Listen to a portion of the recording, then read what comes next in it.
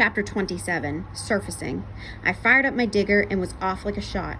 Whoever it was had waited just long enough to get clear of the others and then had sprinted for the surface. Elena was still missing, as far as I knew, but there was no warning signal in her digger, so this couldn't be her.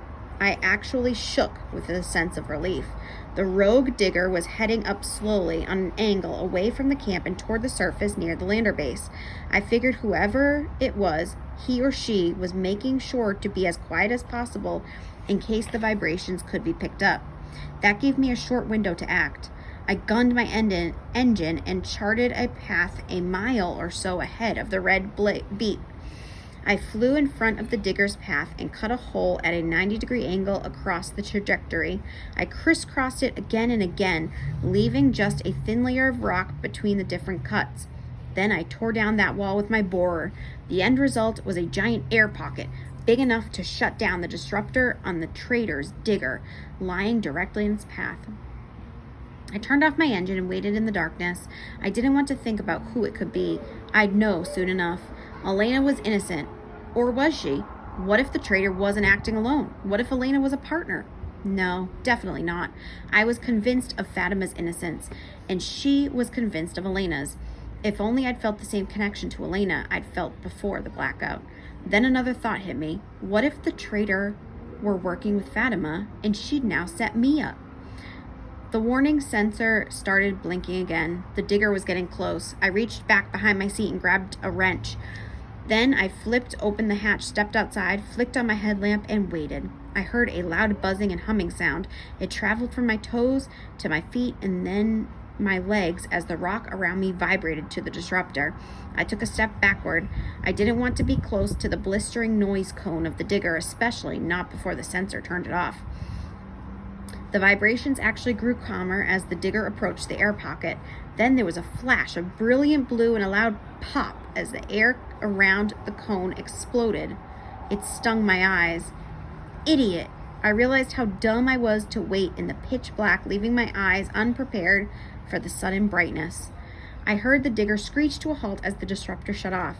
The borer continued to spin and the driver tried to go through the other side. He or she hadn't seen me. I only had a short time before the borer dug in deeply, enough to reignite the disruptor. My eyes slowly adjusted to the light, and I walked forward, the wrench raised. The glow of the panel illuminated the face of the driver, the traitor, Jimmy. He didn't see me yet. He was concentrating on trying to cut through the wall. I walked back to his engine block. It only took me a few seconds to loosen the 2 bolts I'd left intact to keep the hood closed. I reached in and yanked the power line, and the digger shut off. I flicked on my headlamp and walked back to the cockpit. I smashed the wrench down on the hatch. Jimmy turned to face me, his eyes wide with panic. "Get out," I yelled. He shook his head. Coward, I thought. I got back in my digger and fired up the drill. I aimed it straight at Jimmy and gunned the engine. He raised his hand in front of my face as my digger flew at him. At the last second, I slammed on my brakes. The end of the bit spun menacingly an inch from the hull. Jimmy lowered his hands. His eyes were still wide, and he was shaking. "Get out!" He nodded and opened his latch. I turned off my digger and got out again, still holding the wrench. "Hands on your head," I said. I didn't know if the landers had given him any weapons, and I didn't want to find out. Jimmy put his hands on his head. "Now, on your knees," I said. Jimmy got down on his knees. "I didn't mean for Finn to get killed," he said, sobbing. "They wanted to capture him, torture you. It must have been an accident. It was, wasn't it?" I didn't say anything. Jimmy wanted to believe the landers were his friends. I'd let him, for now. I kept the wrench ready in case he tried to escape. "They said they would let us live if we stopped attacking them." "And you believed them?" I said. "When did they tell you this?" "The first day I was on lookout duty. I turned on my radio. I was bored. I flipped through the frequencies and I heard them talking." He began to sob. "Christopher, I heard the voice of my father." I lowered the wrench, shocked. "Your father?" Jimmy nodded. "He was being ordered to talk over the radio, tell the landers where the different ores were stored. He was alive." "So you tried to see him?" "Not at first. I couldn't believe it was true. But the next time I was on lookout duty, I heard his voice again. I was so weak, but I knew it was him. What happened? That day, when I was supposed to take the pictures, I wanted to see him so badly, and then Elena gave me a perfect excuse. I broke through the surface, and they started firing at me. And you agreed to betray us to save your life. I was so angry. I raised the wrench again, ready to strike. He shook his head, more tears flowing. No, it wasn't like that. How else could it be? He was now full out sobbing. They let me see him. He was in a cell, but he was alive. Then they said if I didn't help him, they'd kill him. He fell to the floor, his chest heaving uncontrollably.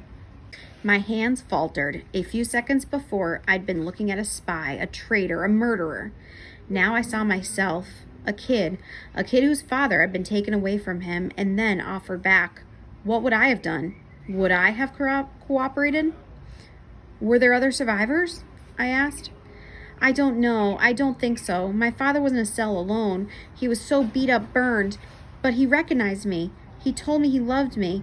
Then he dragged me away and told me they just wanted us to stop attacking until they were done. Then they said they'd let us all live. He began crying again. Did you work alone? Jimmy nodded. I gave them our radio frequency. I snuck away to my digger 2 nights ago and radioed them the plans for the attack and about the radiation bomb. That was all I told them. I didn't say where the camp was or anything. I ran my hands over my face. Now, what was I supposed to do? The Landers had obviously lied to him. Maybe it wasn't even his real father. Maybe it was.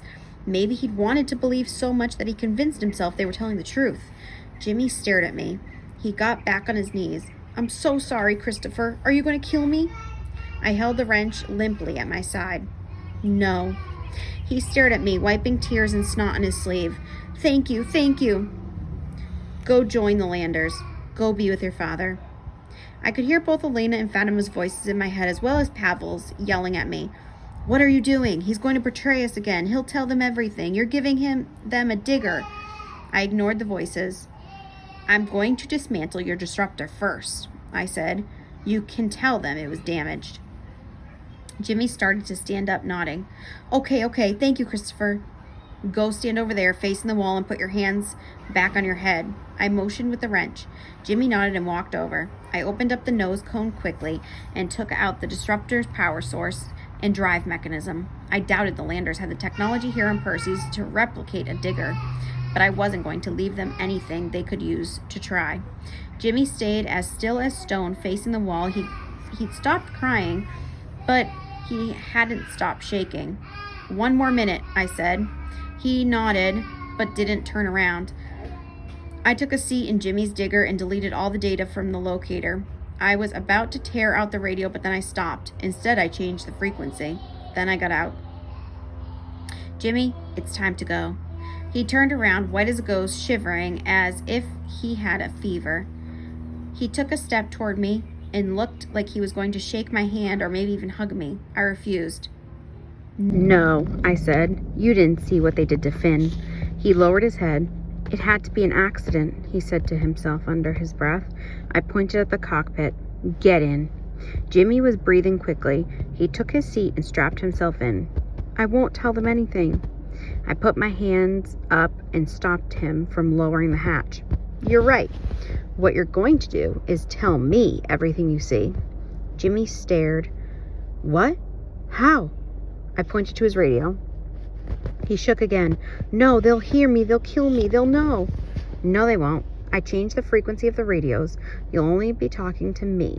And you are going to tell me everything you see. Every detail. How many people you see. Where the ship is.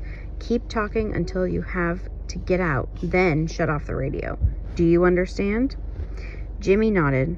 I let go of the hatch and Jimmy lowered and locked it. He turned on the digger and waited. I got in my digger and switched on the radio. Do you hear me? Yes, Jimmy said. Good. I'll go ahead and use my disruptor to burn a hole. I'll stop right before the surface and you will dig the rest of the way. Okay. I stopped my digger just below the ground, then reversed. I watched as Jimmy passed me and headed for the surface. He didn't turn to look, but he started talking. I can see the surface. I'm breaking through. There's light. I turned off my microphone and listened. Okay, there's no one around. I'm going to level out. I'm not far from the ship. It's a big ship, the one that attacked us. There's just one. I don't see any guards around, but there are a lot of small vehicles, kind of like little tanks. They are carrying containers and are in a circle around the base of the ship. Okay, I'm on the level ground now, turning off my borer. I can see a few container vehicles way off to my right. You said be specific, so I'd say 200 yards directly to my right. They seem to be moving toward the ship, so away from the storage area. They must have built a new road, or are just getting off-road. There is a lot of dust.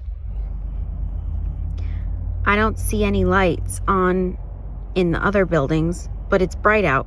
A lot of the buildings are badly blasted, like they've been bombed.